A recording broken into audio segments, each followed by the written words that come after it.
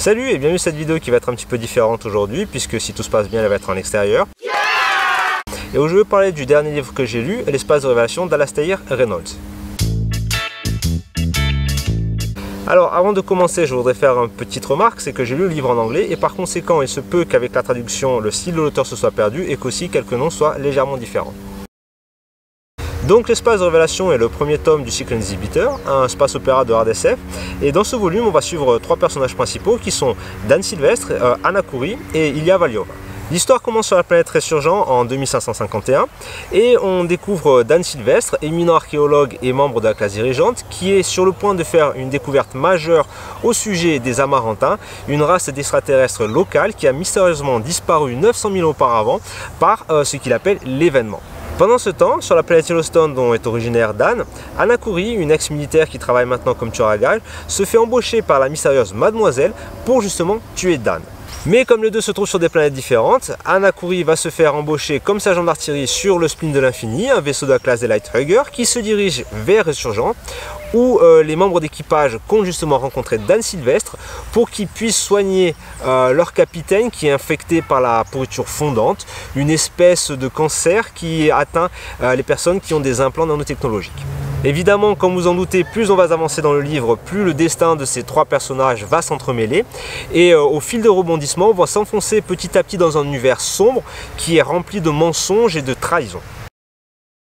Alors, je ne vais pas vous en dire beaucoup plus sur l'histoire pour ne pas vous gâcher la surprise, mais ce que j'ai vraiment trouvé exceptionnel dans le livre, c'est l'univers. C'est un univers qui est riche.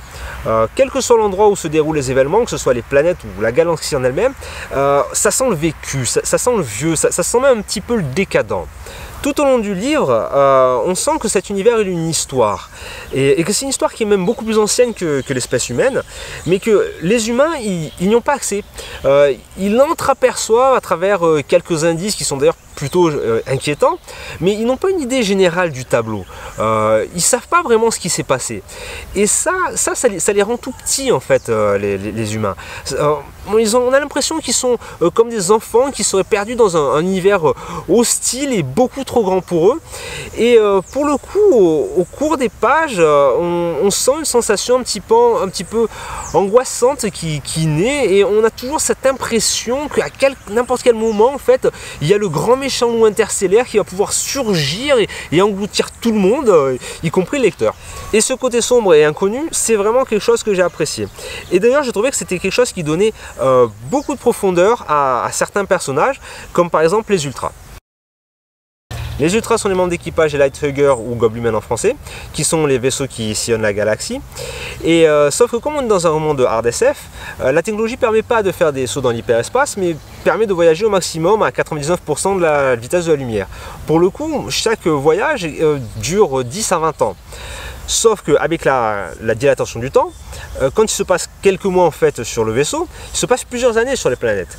Pour le coup, ces gars-là n'ont pas du tout la même relation avec la réalité que le reste des humains, puisqu'ils passent la plupart de leur vie justement dans cet espace qui est relativement inconnu et inquiétant, à bord de vaisseaux qui ressembleraient plutôt à la version hardcore du Millennium Falcon, même s'il a des capacités à s'auto-réparer.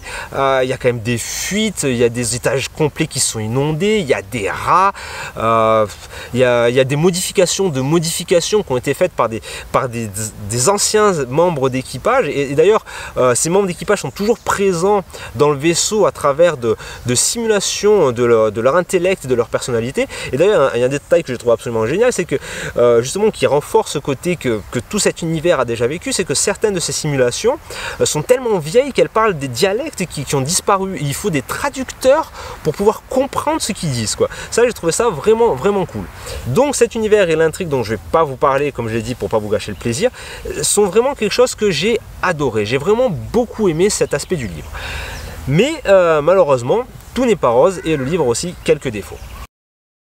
À mon avis, le plus gros défaut du livre, ce sont les protagonistes, parce que j'en ai pas vraiment trouvé un d'attachant. Chacun est un petit peu le meilleur du meilleur dans sa catégorie, et pour le coup, ça en fait un peu des surhommes ou des surfemmes. Et à un moment donné, on sent pas vraiment grand chose pour eux. Par exemple, justement, si vous regardez, c'est un petit peu les faiblesses du héros qui font qu'il est attachant. Par exemple, si vous regardez d'autres héros de la science-fiction, comme par exemple Anya dans Endymion ou Blue Shell dans Un feu sur l'abîme, c'est le fait qu'ils aient des faiblesses, qui vont chercher justement à dépasser, qui vont prendre des risques, qui vont montrer du courage, qui fait qu'on s'attache à eux. Et là, je n'ai pas senti ça. Les gars sont un petit peu trop extrêmes, je dirais. Et puis j'ai aussi trouvé que le livre avait un autre problème, c'est celui de la politique. Alors la politique est quand même quelque chose d'important dans le livre, mais malgré tout j'ai trouvé qu'elle n'était pas assez expliquée, qu'elle était un petit peu confuse. Par exemple, au début du livre il y a un coup d'état, et on ne sait pas pourquoi il y a ce coup d'état, on ne sait pas qui sont les gentils, on ne sait pas qui sont les méchants, et c'est un petit peu gênant parce que c'est quand même le point de départ de toute l'histoire. Et à l'inverse, alors que c'est quand même un aspect qui est important et qui est relativement délaissé à mon avis par l'auteur, l'auteur va passer énormément de temps à expliquer le fonctionnement d'une étoile à neutrons, alors que ça ne fait pas vraiment avancer le schmilblick ce truc-là.